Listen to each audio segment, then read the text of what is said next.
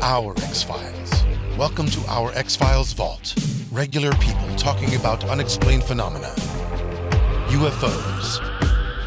Ghosts. Cryptids. Hidden archaeology. Weird science. Our stories. Our takes. Our X-Files vault.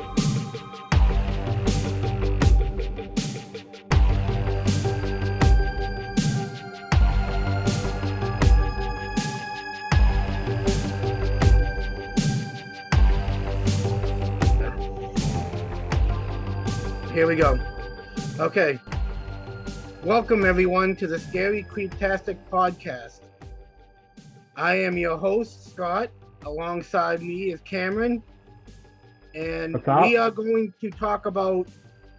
We got two stories for you lined up today. Kameron, what do you got for us today? Well, Scott, today I'm actually going to be talking about some of the paranormal things that go on Lake Champlain between UFOs, cryptozoids, Sasquatch sightings, but I'll primarily focused on the lake creature, which is called Champ. So I've got a little bit of information there. Really excited to share this information, what I researched and found for you today. Excellent. And I'm going to be talking about heaven and hell. Is it real, or is it just, like when people have out-of-body experiences? Well, I guess it's going to be a discussion that has been going on for centuries. So that's going to be my topic for today. Yeah, it's definitely a subjective thing. I think it's interesting that we're discussing that on a Sunday of all days. But yeah, I'm really excited to hear a little bit of what you found and dig up. Okay. So before we get right in, this show every week will be bringing you tales of the paranormal, weird, strange, spiritual, horror, and in some cases, conspiracies. Our three hosts have a story to tell. As you know, Sharon is on location again this week. But when she comes back, she's going to have a nice, scary story for us. Scary story for all of you, and I think you're going to enjoy it. A story that'll make you think and hopefully make you want to come back for more. There are unknowns out there and strange phenomenon that weigh on the human imagination, scares us to the core. So join us this week, if you dare. So, Kameron, if you want, go ahead. Tell us about Lake Champlain and about Champ. All right, sweet. Well, thank you, Scott. Well, I don't not only talk about the story, one, because it does have a personal meaning for me. One, I do have a property up there that I go to on a seasonal. And after a few years, I've been going up to my lake house up there. I actually started learning about some of the paranormal incidents that gone up there. For example, Lake Champlain is about 130 miles long body of water in upstate New York. A few miles of it go into Canada, and actually parts of Montreal are also in Lake Champlain, going up towards the St. Lawrence River. As I said, it's a very long lake, very big. Not as big as the Great Lakes, but however, outside of that, it's a massive lake. And for a few months back in the 70s, it actually was considered one of the Great Lakes in terms of getting federal funding and protective rights and other things along that nature. And like I said before, it's a massive big lake with tons of islands, other species of fish, with the deepest part of the lake being about 500 feet. Some of the paranormal things that go on up there are a ton of UFO sightings. There are reports about people traveling along the lake saying UFOs are following them, chasing them. On the New York side, which is more rural, there's a lot of woods land, and there's been a lot of Sasquatch sightings in there, which is called the Adirondacks. And a little bit, and also on the New York side, there's even other conspiracies because there's also an airport in Plattsburgh region of Lake Champlain, and that has almost its own mini conspiracies, a little bit similar to the Denver airport, but that's something we can do for another episode or another time. Some of the other hauntings and things that go on inside the lake itself, especially, are one, there's a group of islands called the Four Brother Islands. I have kayaked there a couple of times myself, been around the island. I have never noticed anything paranormal, but a lot of people and locals up there say that those group of islands inside the lake are haunted between haunted residuals, sounds, and tons of orbs being all around. I find it very interesting. However, the main part of what I want to get to and what I really want to speak about is Champ, the lake monster, which there's been over 300 sightings of Champ, the lake monster. Scott, have you ever heard of Champ, the lake monster? I have. It's similar to Loch Ness. Yep, and he actually predates Loch Ness. So Really? he's actually, well, I don't want to say found before the Loch Ness monster, but a lot of the sightings were predated way before him. For an example, in the 18th century, a lot of indigenous tribes, the Arakwal tribes, they actually said that they've seen large creatures in that water being anywhere from 40 to 50 feet in terms of estimation. And they've always said that they've seen creatures in the water, types of lake serpents. When the European settlers started to come here and start to explore and really look more into the lake, a lot of the Native American tribes said, try to stay away from the water or just be careful or worry of the monsters that are in there. And this also brings me to Samuel D Champlain. He was actually the first European settler to be an eyewitness of seeing what he believed to be was Champ, the lake monster, in around 1609. And ironically, this body of water is actually named after him, Lake Champlain, as well. So he described seeing what was a large sea creature, anywhere roughly about 40 feet long, and the St. Lawrence, going towards the St. Lawrence part, the northern part of the river, almost as if, not the river, northern part of the lake, almost as if you're going towards Canada. He described seeing it there. And which, it could have been a number of things, mainly a prehistoric fish or something, or a prehistoric reptile. That's what a lot of historians and scientists tend to believe. However, and around July 24th, 1819, Captain Crum reported seeing a black monster being about 189 feet long with 3 large teeth and a sea serpent speared head. He saw that around Black Plattsburgh region of the lake, which is on the western side of the lake, on the New York side. So that was a pretty interesting account as well. 1873 seemed to be a very busy year for Champ himself. The New York Times reported that a railroad crew has also seen what's believed to be a lake serpent, which is roughly in a part of the water that tended to be about 15 feet deep. And they claimed that the serpent was about 30 plus long feet. July the same year, the Clinton County Sheriff's Department and Representative Sheriff Nathan H. Mahoney reported seeing a big water snake being about 25 to 30 feet long. So now you have not just crew members, captains, or railroad construction workers, but now you're having law enforcement seeing what they believe to be a sea creature, along with the Native American legends, as well as Samuel D. Champlain. So that was very interesting. And all throughout the 70s and even up into the 90s, there have been numerous boaters, people that have taken multiple photos of what they believe to be Champ or some type of sea creature in that lake. There are a ton of them. There's even a couple of videos that certain people have taken. And there have been FBI agents, ex-FBI agents, I should say, to clarify that have looked at some of the photos and documents that other boaters have taken.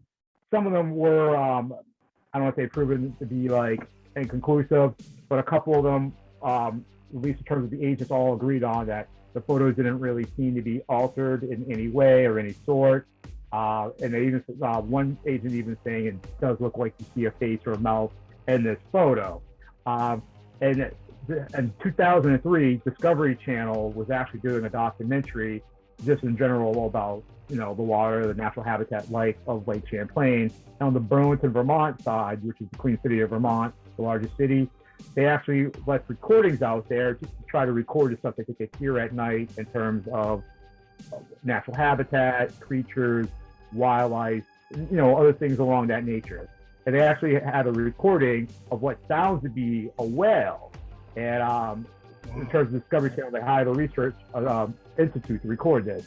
And they found it pretty interesting because there are no whales or dolphins or anything species that tend to live in those waters. It wasn't necessarily physical evidence, but in terms of the sound, it still was somewhat, I don't want to say scientific proof, but when you have a sound of what believes to be a whale or a dolphin in a fresh water, which is miles away from the ocean, it is very interesting. Some people do suggest that there could be underground channels, which could be one theory of that. However, I always found that information to be very interesting nonetheless, because, you know, this is Discovery Channel. They're not, you know, they're not the Inquirer. They don't really do fake science. If anything, they're just doing research. So, and there's been some other interesting things about Champ. Of course, today, the legend and the myth of him has grown so big that both in Burlington, Vermont, as well as Plattsburgh, they use him for tourism. You'll see Champ memorabilia all along on even both sides of the river for revenue-making things.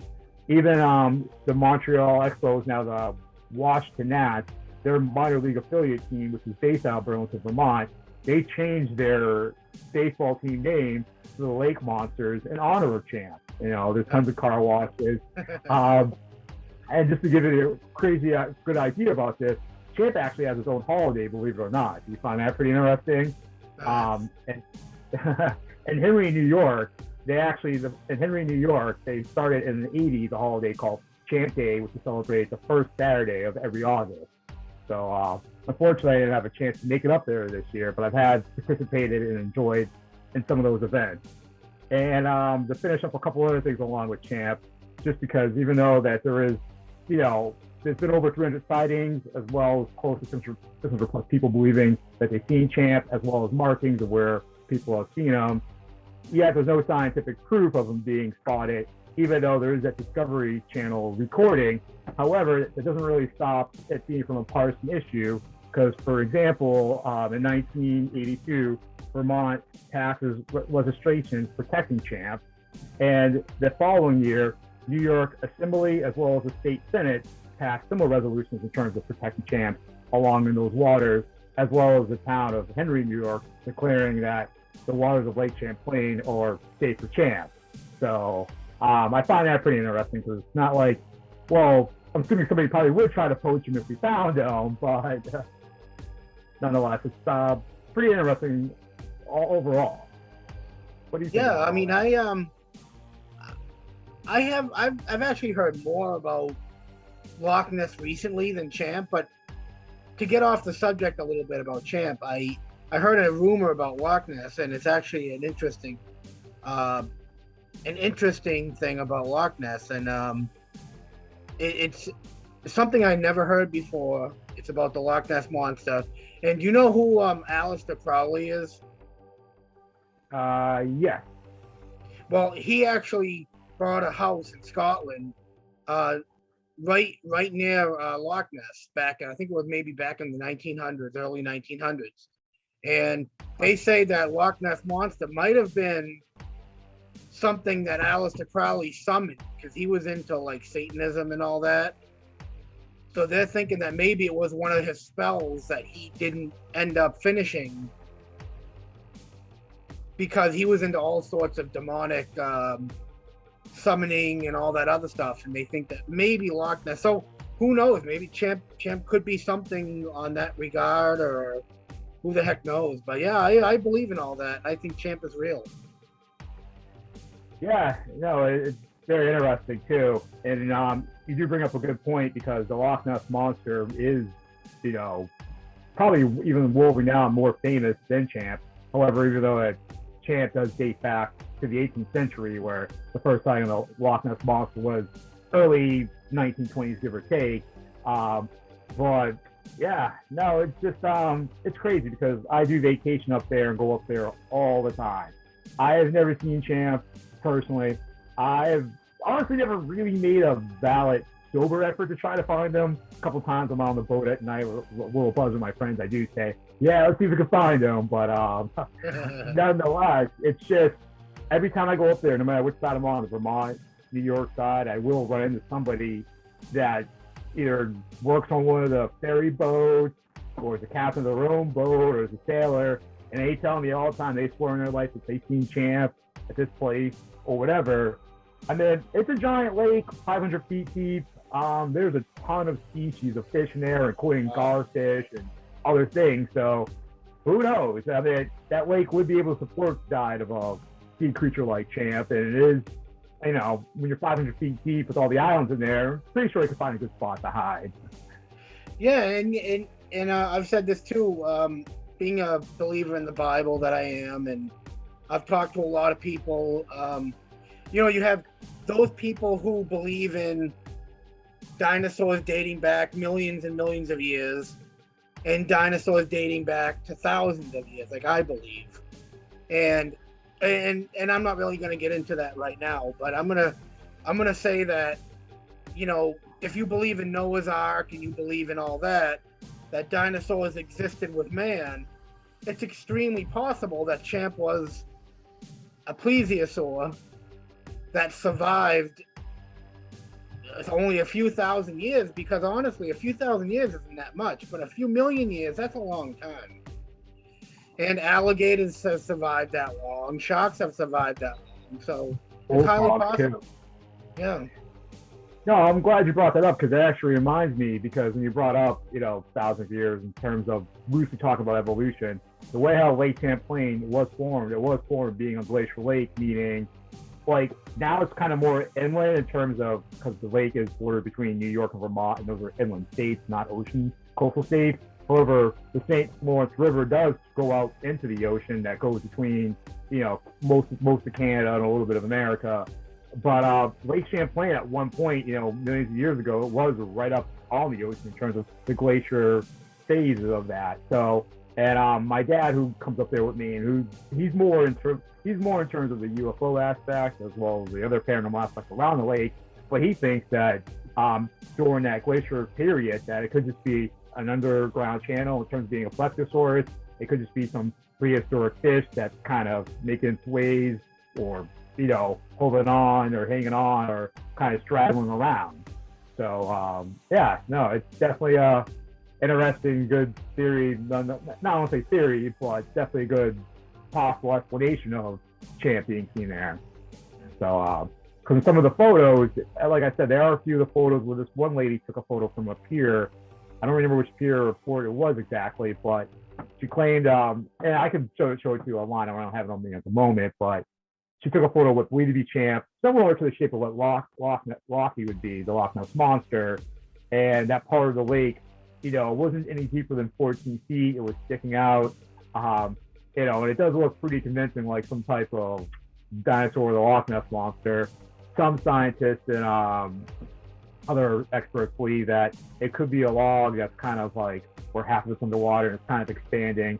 It does happen in those waters at times too, and at a rapidly fast state, at a fast speed nonetheless. So yeah, well, I mean, that's all I really have for Champ. I mean, we can go on forever, and I'm sure I'll revisit Lake Champlain again too, because I do want to talk about the Four Brother Island, some of the UFO things, including some of the conspiracies surrounding the Plattsburgh Airport that was originally an Army base, originally an Air Force base, to now a mid-sized private airport that's kind of on the verge of bankruptcy. So definitely have some more stuff with that, and a little bit some more haunted residuals when I make my way back to Lake Champlain.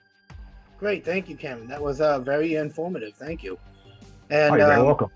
I'm going to talk about heaven and hell. Something that intrigued me. I've, as you know, I teach Catholic education for adults at the church I belong to. So this is a subject that I'm sorry? You're baptized, right? I just want to. I am. You are baptized? Oh, okay, me too. So not that matters, but okay. No, that's cool. I believe in this very much. And, a lot of people I talk to, they only believe in heaven. And it's kind of funny, because I'm one of those who believes in, if there's good, there's evil. And when I teach my class, I tell them, and it doesn't matter to me what people's beliefs are. I tell them, I don't believe that my God, who's an ever-loving God, who loves everybody, is going to have the same room in heaven for those that are really, really bad. So there's got to be some truth to hell. Now that I say that, look at all the evil going on in the world out there. So when I talk about hell is, it's also seen in when people have what do you call those? Out of body experiences. It's seen in out of body experiences, just like heaven is. It's also seen in look at Dante's Inferno. You know, the Divine Comedy, the book. He saw seven stages of hell, I believe it is. So, you know, and even Jesus talked about it, heaven and hell, and how heaven is the eternal reward for people who are good. It's his Father's place where you're gonna go when you die. It's supposed to be salvation. It's supposed to be where your soul goes when you die, and it's supposed to be for people who love God and all that. So, you know, it's been talked about for centuries and centuries and centuries, and I believe wholeheartedly in my heart there's a heaven and a hell. And I think that you know, I know the Bible doesn't talk about hell that much. I know that it doesn't really mention it. It mentions other terms, and it doesn't believe in Satan that much. But also, if you look at demonic possession, where are these demons coming from? Where is you know, all these exorcisms that you hear about? They got to be coming from somewhere. And you know, some people think hell is here on earth, and that there's no place. Marley song. Yeah, exactly. And there's actually a place in Israel called, I think it's called Gehenna, that is where they used to use it as a trash dump back in the days of Jesus, and that used to be hell. They thought that they attributed that to hell, but in all due reality, I believe that what Dante saw in his book, the Divine Comedy, that he really had a premonition of what hell looks like. And despite what people believe, that Satan doesn't exist, I really believe that he does. And I believe that if you're bad, really bad, I don't mean just like cheating on your taxes and stuff bad. I mean really, really bad. I mean like really totally bad. Then I believe that hell is where you're going to go. And I think that, you know, just like the Bible says in the book of Revelation, I think that the end of times is near, and I think that there's a battle between heaven and hell right now, and I think that it's upon us. So, not to sound all morbid, but it's something that I read about a lot. It's something that I'm studying currently right now, and you know, I believe it. Whether someone else does or not, that's, you know, I'm not gonna tell them that they have to, or that they're wrong, or that they're, you know what I mean. I'm just giving you my synopsis of what I think, because it all makes sense. I mean, things have gotten worse over the years. You know, go back even when I was a kid, back in the 80s, growing up in the 80s and the 90s. It started getting, now it's to the point where I see it's like the world has gone in such a really bad place. I mean, you're starting to see a lot more hatred, a lot more evil, a lot more death, and even back when I was a kid, you could trust people a lot more, and you can't now. And it's just, I see it, and it's just like, how can people be this evil just on their own? There's got to be something to it. And I just seem to think that there's something behind it, and I think Satan's behind it. What do you think, Kameron? You definitely raised some good points, because you said a few good things that kind of stuck out at me. One is when you talked about, you know, heaven and hell kind of going at a war at each other. That would make sense with kind of the crazy year, or the crazy things that, at least in terms that we feel were going on. For example, going on just because Earth is right in the middle of it, and you know, the devil does want to manipulate us all to vice versa, where the end goal should be for all of us to go to heaven. However, like I said, another point that you brought up, as well as, like, you know how you don't talk about hell in the Bible. I do Tai Chi a lot. I practice Tai Chi, Qigong, very spiritual. some of the routines, other practices kind of use them in terms of trying to communicate with other planes. Not so much Tai Chi, but in terms of walking the dead, where they use like a level 2 or 3 Reiki technique. That's just an example. However, Tai Chi, it is very, I don't want to say tied into Taoist philosophies and religion, because Tai Chi, you can be even religiously do it. It's just that matter of the first monk that did it, he was a Taoist, which in terms of Tai Chi, when it was discovered 5,000 years ago, they do reference a heaven and they reference earth. They don't even mention hell in terms of moving energy around. Because, like, for example, there's a thing called heaven energy push, where you're kind of you're using your own body's energy up and down wave motions. You're taking it from the earth and going into heaven, bringing it from heaven down into the earth. They always reference heaven and earth. They never, ever reference hell. So that's another example that I've noticed.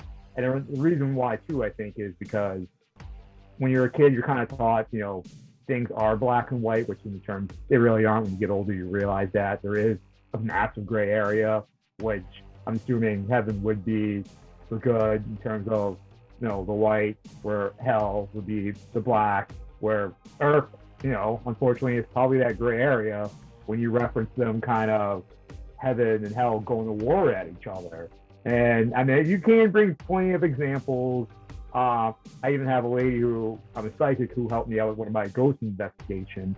She kind of referenced, Trump being elected as mankind's getting ready to go through a cleansing phase type of thing, which kind of goes into maybe hell is coming here type of thing, because in some ways, I do think I don't want to say it's necessarily subjective, but in some ways you are able to, I would say, make a heaven paradise for yourself, or make a hell paradise for yourself in terms of the law of the attraction, your intentions of what you're striving to go for, or if you are trying to like reach that certain type of plane. But yeah, no, it's, and the existence of heaven and hell, this is obviously been talked about for thousands of years, of 2021, and I don't think it's any less of a hot button topic issue now than it was. Obviously, maybe back in pre-Enlightenment ages of the 1600s into the 1800s, but because back then, like, the further you get back to history, the more government is tied into God to a degree. For example, like we're going through the pandemic. Not to get off topic here, but we're going through the pandemic when technically the first time vaccination ever was required was the American Revolutionary War going against England, when George Washington wanted to vaccinate the troops just because of back then people were dying of smallpox and everything else. And so back then the country was even more religious, where a lot of religious leaders were trying to sway George Washington into not vaccinating the American troops. God's will, if God wants to live type of thing, sort of what Jehovah's Witnesses do, where they don't believe in medicine or treatment necessarily, that you'll live as Jehovah wants you to live. And in terms of everything just going bad, like I said, yeah, I do feel we are kind of in a gray area of heaven and hell is black and white. And between the pandemic going on, yeah, I mean, in my lifetime, things do feel worse now, whether if it's racially, politically, or in terms of trusting your overall neighbor, or in terms of common courtesy and decency. Yeah, things feel way off the board now than they were 20 years ago. But then I wonder if we're in the 1800s, where, maybe things were even worse then. Like, for example, in Ireland, pre-America, it was very common to just like get the plague, die, go days or weeks without eating. The only thing you could eat is just potatoes. And that's just one example. I didn't need to go all of this, but I'm assuming I'm probably going a little bit off topic. But I was very intrigued by this topic, because even though it is a broad topic, it's definitely an intriguing topic nonetheless, and it's not going to be any less intriguing. No, it's a good point, and I've always been fascinated by it, because when I read Dante's Inferno, I was kind of curious, and I said, this is really a I don't know how to put this, creepy is one way, but I was trying to say more like it was more like eerie, really, maybe eerie, yes, because at that time in history, that was actually during the time in history when before the Renaissance started, and because during the Renaissance was when everything became like light again, everything became better and everything, after the plague. So, I mean, it was really I don't know why he called it the Divine Comedy. It wasn't a comedy by any means. It was really eerie and really creepy. But the point I'm getting at is that was the only really, I mean, you hear it a lot too, like when people have out of body experiences and they wake up and they're like, oh, I went to see, I had an out of body experience and I pictured myself going to hell or something, and then it like terrifies them for life and stuff. And I've talked to a lot of people that on both sides who've seen heaven and some who have seen hell, and it's just really a fascinating, because it changes their life too, like whether it's a sign telling them that maybe they got to change their life, because they're like, oh, I don't want to go this route because of what I saw, but I better change the way my life is. It's just it's an interesting subject, and I talk to a lot of people, being that I have a ministry at a church, and I've always been fascinated by it, and it's something that it's terrifying, but yet it's really real, and I'm always interested to hear other people's input on it. Yeah, they always say, to stick on the topic of heaven and hell, I guess, or God and the devil, they always say God works in mysterious ways. And not to go back to, it's kind of, I don't want to say it's a good comparison, but it is a weird, non-direct comparison.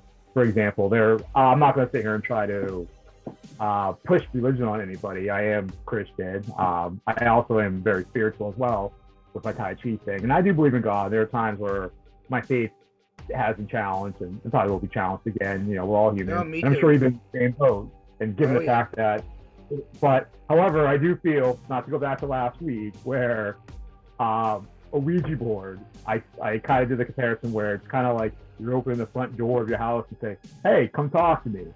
Unfortunately, I think in terms of if you're just a regular naive person, just an example, just anyone, I do think like if you beg to God or if you pray to the devil, I'm not going to say you're more likely to get a response from the devil quicker than God, but I have a feeling in terms of emotion, I don't want to use the term lust or gloss or loss, but we have people, we always want to, like, we're more interested in hearing what we want to hear than what we need to hear, where I feel like God is kind of that conscious that's going to try to do what's right for us, even if we don't think it's right. However, the devil, he'll manipulate you any way he can just to get your soul. So I think in terms of when you're in a low point or desperation person, a lot of people do seek out God then.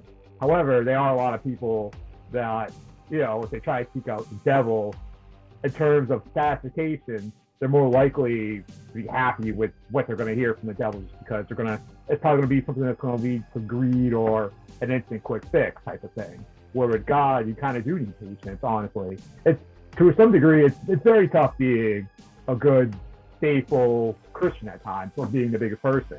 Like, it really is. Whether if it's, sticks and stones may break my bones. I know this is getting off topic in terms of heaven and hell. That's great, but with, like you just said, with God, it's a better lesson, but it takes longer. But it's a better lesson, and it's and I tell people it's the lesson. Even though you need something right away, it's a better lesson to wait from God than it is to have a quick answer from the devil. Yeah, and that's kind of a better way to explain what I was trying to get at, because the devil does have many forms. He really does, and and most times he's going to take the form of something appealing. Unfortunately, but I never, when I was watching the movie Blind Side, it's a football movie. I don't know if you've ever seen it. Oh yeah. But they made Nick Saban was the in real life, in terms of the events going on, Nick Saban was the LSU coach trying to recruit Michael Orr, And then one of the mothers made a reference towards Dick Saban being a devil, but he's handsome as hell type of thing. So, yeah, it's just, I thought it was funny because you see a lot of that too, especially even more down south or when you get to the Bible Belt. Like, so, and then I just feel like, if we went down, say if we did an open podcast, like at a restaurant or whatever, we brought up the topic, we'd probably have people like, just taking over the conversation, if anything, because, it's Bible Belt down there, as I'm sure you know. Yeah, and a lot of people I've talked to, they believe in heaven, and like I said earlier, they believe in heaven more than hell. And I come around and I ask them, I'm like, well, what do you do if you're really bad? And they end up saying, oh, I don't know. So it's funny because you're like, well, you have to have some your body goes somewhere. It has to. It's that whole fine line between like I tell people sometimes, because I've had discussions with people about how humans came to Earth. Now this is kind of getting off the topic, but not really. Because, and I say this because this is another topic I like, maybe for another day, I don't know, but we'll see. How humans came to Earth. And now I say this because some people think it was, if you know what the ancient astronaut theory is, a lot of people believe in that, which is, I believe, which is extraterrestrials.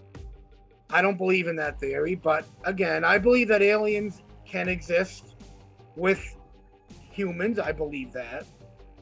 There's some who believe in the theory of evolution and the Big Bang Theory. I don't believe in that. I believe that God created the heavens and the earth. That's the way I believe it. And, and a lot of people I talk to don't. They believe in either the ancient astronaut theory or the Big Bang Theory. Again, I have no problem with whatever they want to believe in. That's fine. But the funny thing is, when I tell them I believe that aliens can exist with humans, they're like, oh my God, how can that be possible? I'm like, because he created heaven. He created the earth. He didn't create other planets. He just created the earth. That's what it says. So. Well, I'll start. Not that we need a necessarily say with belief. I personally believe in evolution, even though I do believe in God and Jesus. However, it's regardless of aliens, wherever they're from, God would have created them too, because if God created the universe, clearly they created a solar system. However, in terms of people not believing in hell but believing in heaven, the only reason why I find it kind of weird is because if you do believe in heaven, I do feel like a point of, maybe you could correct me, but in terms of purgatory, like obviously it's a waiting room, St. Peter's has you waiting outside, but I feel like if there was no hell and everyone went to heaven, I don't think there would be a purgatory because there'd be no wait. I feel like kind of purgatory is kind of, obviously it's a wait, it's neutral, I don't know, between heaven, hell, and earth, or whatever you want to say, or if it's on a crazy plane, but I would assume that the whole reason why you're in wait is just a verification. So, because clearly, God is everything. He knows what you did and he's always watching.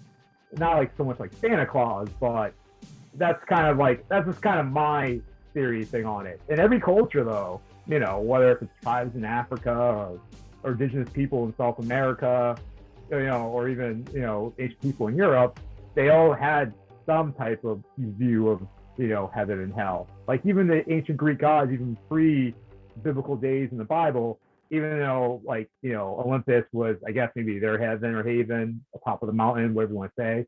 But the underworld, Hades was the underworld where the dead went. And then Tartarus was below that where the really bad people went. So at least Hades, I don't want to say it's necessarily a form of the heaven, but it's just where the dead went. And Tartarus was below Hades, where if you were a bad, like a bad career criminal or something, you're just going there, you're pretty much a prisoner for life. So, I just, regardless, it's just interesting because every culture at every corner of the world does have that heaven, hell, and earth type of thing. It's a slippery slope, man. It's a slippery slope. No, it definitely is. It definitely is. Oh, go ahead. I'm sorry. No, I was gonna say, for a lot of people not to believe in hell, hey, it's easy to ignore and pretend that things that we don't want to believe in because we think they're too bad or too rough or whatever. So that's probably one of those things. True. And yeah, I mean that's I guess we won't find out until that time, I guess. And that All right. time it'll be too late to change where we're going. So Kameron, thanks a lot for joining us again this week. That's all the time we have. So tune in next week for 3 more scary tales of the unknown. Thank you for joining us for the Scary Creeptastic podcast. Good night and God bless.